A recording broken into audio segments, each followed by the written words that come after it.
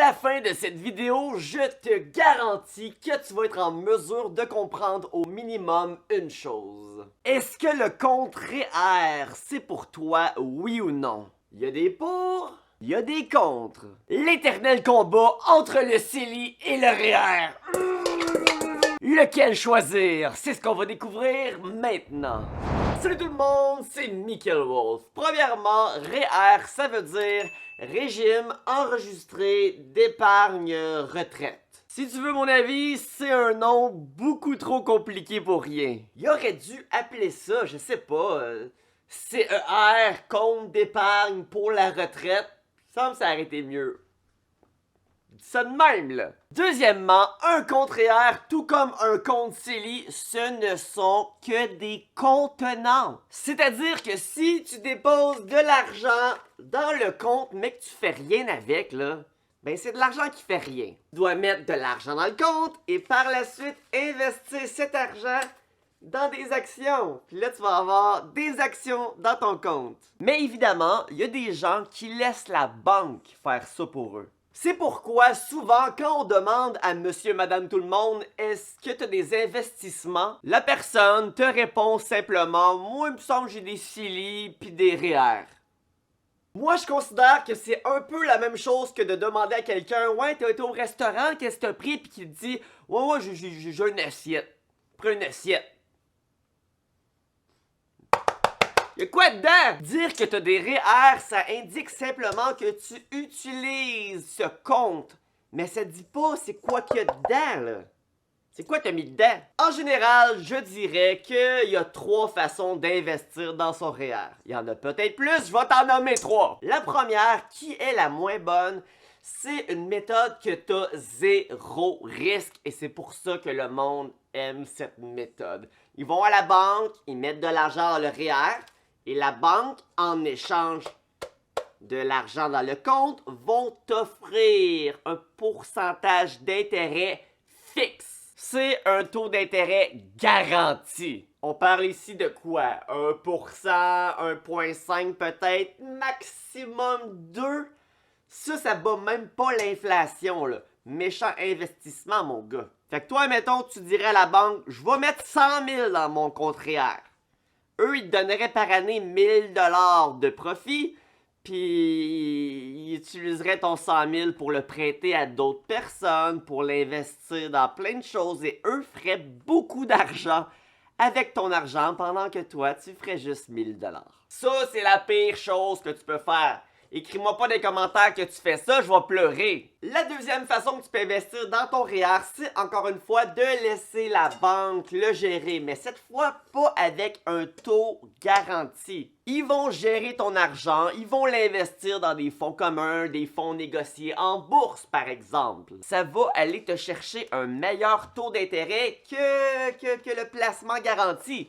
Mais évidemment cette fois-ci, il y a un risque plus gros. Et ils vont même te prendre une cote. On parle ici d'une cote d'environ 2%. Pas sur le profit que tu fais, non. 2% chaque année sur le montant total.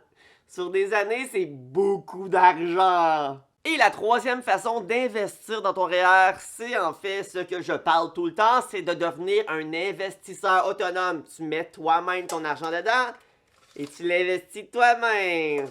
Dans ce que tu veux. Et il y en a qui pensent que c'est vraiment difficile de faire ça, mais dans le fond, là, c'est tellement simple. T'as juste à investir dans le S&P 500. T'as rien d'autre à faire. T'investis dans VFV, qui est l'action canadienne qui représente le S&P 500. Ça bat tous les conseillers financiers. Le S&P 500, c'est l'indice boursier le plus populaire au monde. Dans le fond, imagine, c'est un portfolio qui contient les 500 plus grandes actions, les 500 plus grandes compagnies des États-Unis. Donc, quand tu achètes une action de ça, c'est comme si tu diversifiais en 500 parts différentes. Avec ça, tu peux espérer entre 8 et 12% d'intérêt par année. Avec les années, ça fructifie assez rapidement avec les intérêts composés. Puis vu que tu le fais toi-même, t'as pas besoin de donner 2% à quelqu'un à la banque qui fait qui fait semblant de faire de quoi, là? Ça, c'est les 3 façons que je voulais te parler de comment tu peux utiliser ton REER. Je tenais à en parler avant vraiment de décrire c'est quoi qui fait en fait ce compte-là. Je voulais en parler parce que la plupart du monde pense que d'avoir des REER, c'est juste de donner son argent à la banque en échange d'un taux fixe. C'est pas ça du tout, là.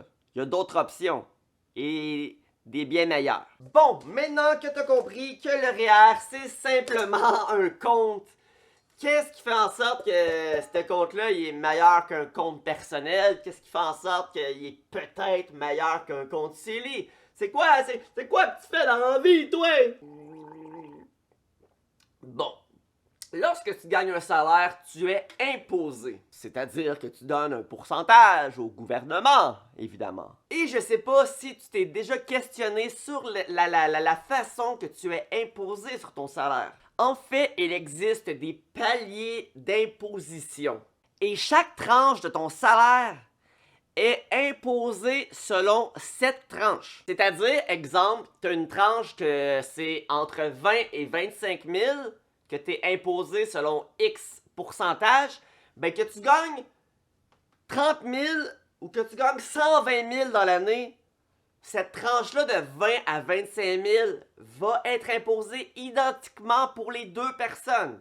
C'est les tranches supérieures après qui vont être de plus en plus imposées, tout simplement. Si t'es pas sûr de comprendre, imaginons que de 0 à 50 000 $ de salaire, tu es imposé à 10%. C'est juste un exemple. Et de 50 001 $ à 100 000 $, tu es imposé, disons, de 50%.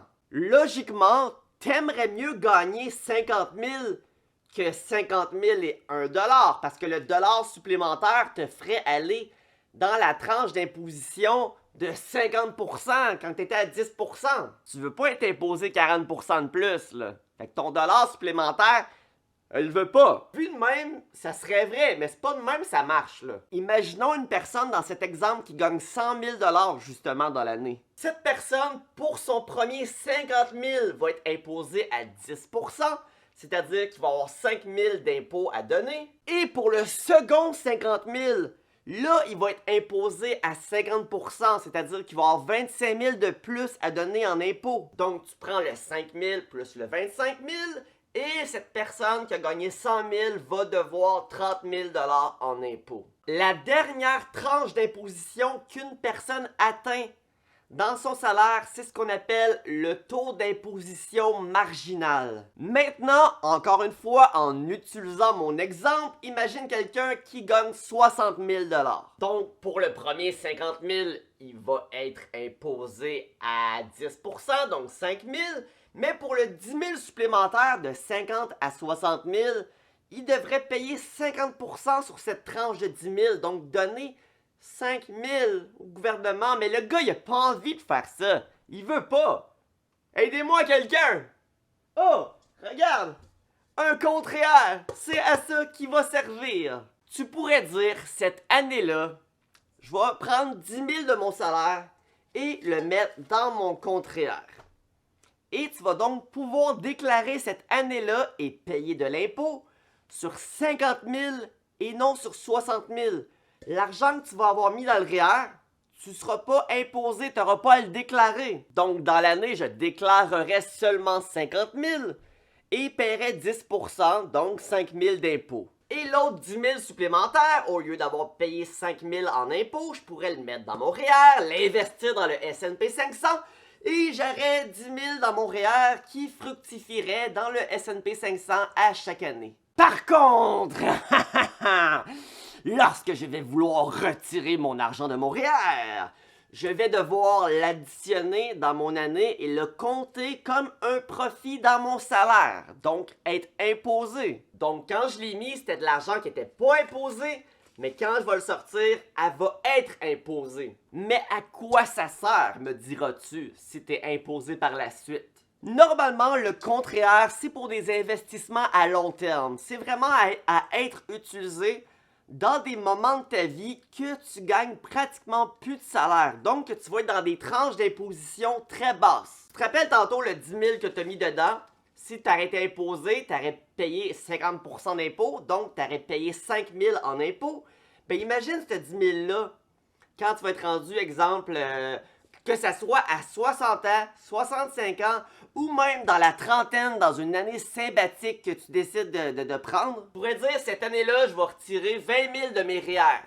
Donc, tu vas déclarer cette année-là le 20 000, mais vu que tu n'avais pas d'autres salaires, tu vas seulement être dans la première tranche d'imposition, donc tu vas payer 1000 fois moins d'impôts que ce que tu aurais payé initialement. Et en général, quand est-ce que les personnes ont plus de salaire? C'est pas mal quand ils sont rendus à 65 ans. C'est pour ça qu'on parle d'un compte pour la retraite. Mais tu peux le retirer quand même quand tu veux, ce n'est pas une prison.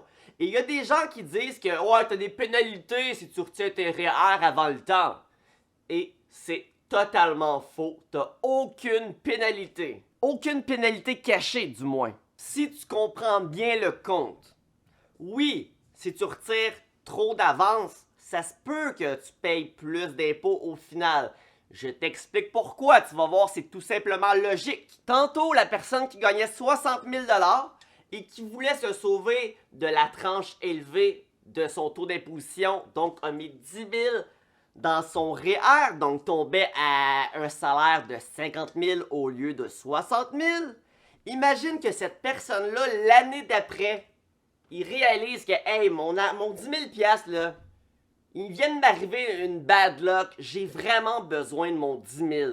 Donc, je vais devoir le retirer. Mais cette année-là, il va devoir déclarer son 10 000.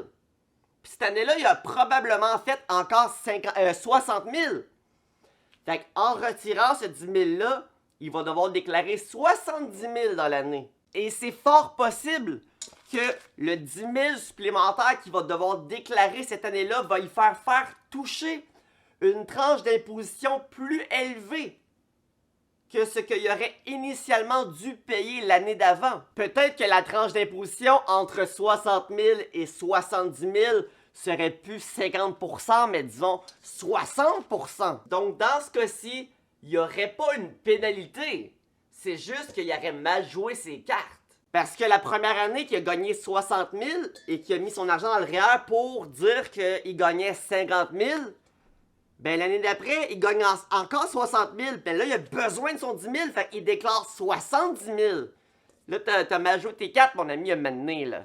Pas de ma faute, moi. Le compte REER, c'est vraiment un compte que tout ce que tu investis dedans, ton but, c'est de délayer à plus tard, dans un moment de ta vie, que tu vas déclarer pas beaucoup de salaire. Voilà tout. Pour ma part, j'ai 0$ en REER, j'ai pas mal tout en CELI. Parce que je ne gagne pas un gros salaire. Et le compte REER vient vraiment montrer son efficacité quand tu gagnes vraiment un gros salaire.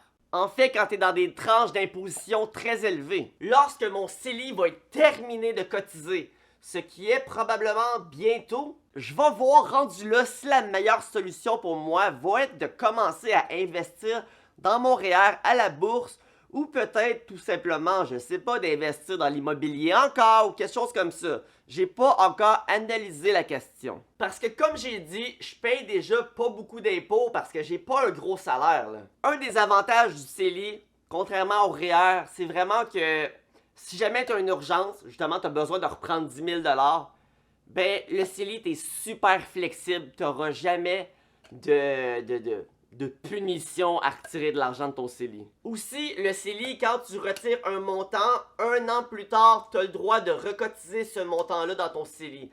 Le REER, une fois que tu as retiré un montant, il est effacé à vie. En fait, quand tu cotises à ton REER, c'est 18% de ton salaire de l'année précédente que tu as le droit de cotiser. Et je t'annonce qu'il y a un maximum que tu peux cotiser par année, c'est-à-dire que si tu gagnes 1 million de dollars, tu n'auras pas le droit de mettre 180 000 dans ton année dans ton REER. Je vais vous mettre dans l'écran en ce moment le maximum que vous aviez droit de cotiser dans votre REER dans les dernières années. Par contre, tout comme le CELI, les années que tu n'as pas investi dans le passé dans ton REER, c'est pas des années perdues, ça s'ajoute. C'est-à-dire que moi qui n'ai jamais investi dans mon REER de ma vie, à partir de demain, j'ai encore, pas juste cette année, mais les 10, 11, 12, 13 dernières années que j'ai le droit de cotiser à mon REER. Une autre information pertinente, c'est que vous avez le droit de garder votre REER jusqu'à 71 ans. En fait, vous avez le droit de cotiser à votre REER jusqu'à 71 ans. Vous pouvez pas investir dedans éternellement. Mais honnêtement, si tu peux investir dans ton REER jusqu'à 71 ans, là, c'est beaucoup, là. Par contre, par la suite, ton REER va se transformer en compte FER. Un fonds enregistré de revenus de retraite. Et vous allez pouvoir continuer, tout comme le REER, de retirer à chaque année le montant que vous voulez et d'être imposé sur ce montant selon le bracket d'imposition dans lequel vous êtes. Et à 71 ans, j'imagine que tu ne dois pas faire des millions par année là, en salaire. Là. Hey. Donc ça, c'est très cool. Une autre chose que tu peux faire avec ton REER, et cette fois-ci, ça n'a rien à voir avec la retraite, c'est que tu peux rapper ta maison. Et non, je ne parle pas ici de faire des rimes, je parle de rapper ta première propriété que tu achètes. Pour un maximum de 35 000 $, tu vas avoir le droit de retirer cet argent de ton REER et de ne pas être imposé du tout sur ce montant. Yeah! Et c'est aussi possible de retirer des REER si tu décides de faire un retour aux études et ce, encore une fois, sans payer d'impôts sur cet argent. J'irai pas dans les détails absolus de ça parce que la vidéo elle commence à être longue. Là. Ma caméra est en train de... à shake. Je terminerai donc en disant ceci.